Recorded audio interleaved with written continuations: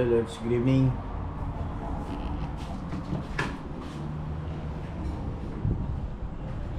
So dito na kami sa Dumangas Port.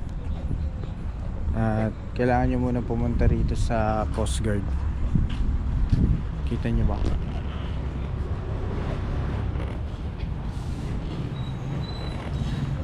So pag dito, kailangan nyo lang ng parang stub.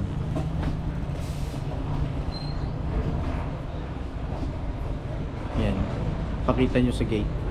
Wala naman kayong babayaran, so ito lang. So pasok na tayo, tara.